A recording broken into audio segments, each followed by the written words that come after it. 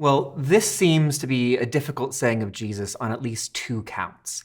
First, there is the natural love of a child to his parents. And in context, we see him talking about needing to hate your wife and your children as well. And there are those natural loves of a husband to a wife and a parent to children. And this command of Jesus seems, on the surface level, to go against those natural goods. Second, this seems to contradict direct commands elsewhere in Scripture. I mean, we can think, honor your father and your mother. This is the first command that comes with a promise, and it's right there in the Ten Commandments. So what is Jesus saying here when he says in Luke that we do need to hate our father and hate our mother in order to follow him? Well, first, at least, it tells us that the call to follow Jesus is the call to leave everything behind. We may nuance that or explain it in a moment, but we don't want to explain it away.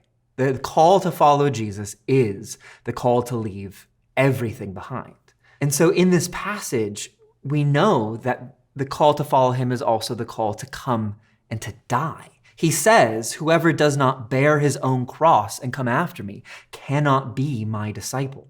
And to bear the cross, to carry a cross, this is not just an image of accepting a small burden or an inconvenience or minor difficulty the way we use it sometimes. But rather, the call to bear the cross is to take up the weighty, crushing implement of your own death and to carry it to the place of your death. Jesus' command to pick up your cross and carry him means to follow him in his way, in his life, yes, but also in the manner of his death.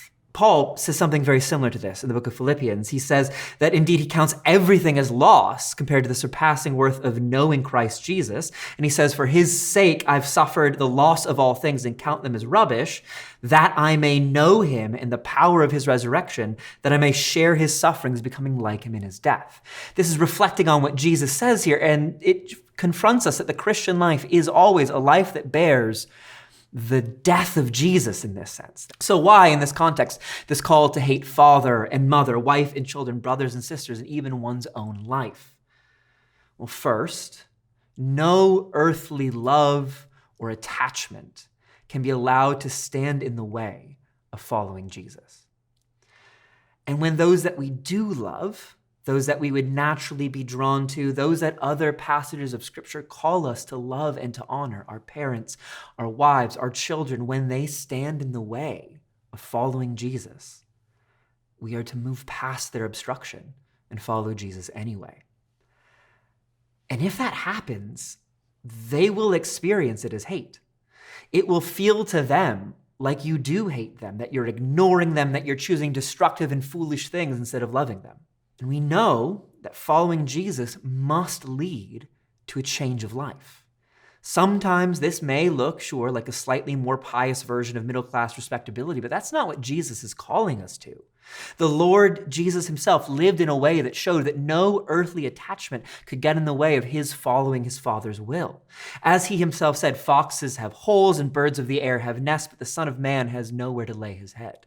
He lived in a way that, in the words of this passage, hated his own life. That is, he lived in a way that put following his Father, obedience to God, first.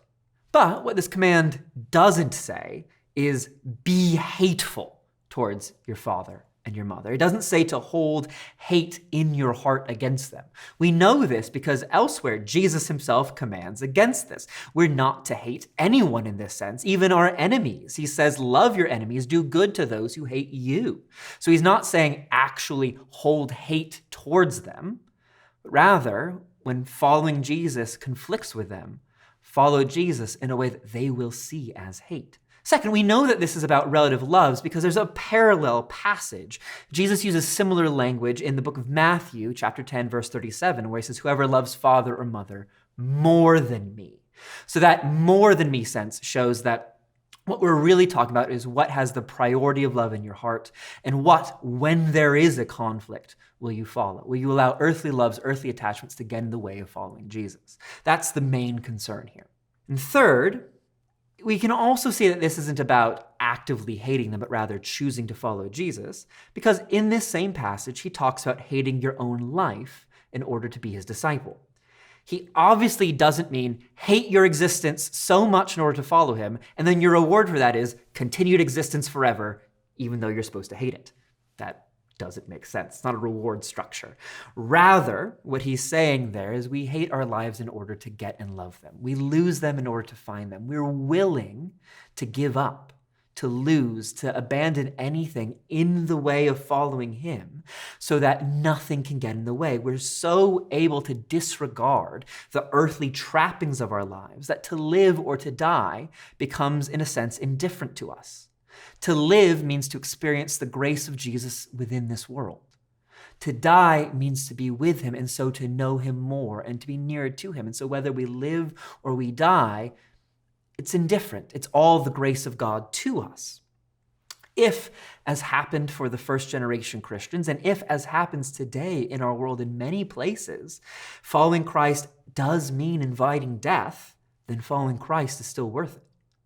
We are to, in that case, hate our lives and hate our father and hate our mothers and be willing to accept the loss of them all in following Christ, because we are assured that with him, what we have is better and worth it. Thanks for watching. If you enjoyed this content, visit sbts.edu/sample to access free theology lectures from Southern Seminary.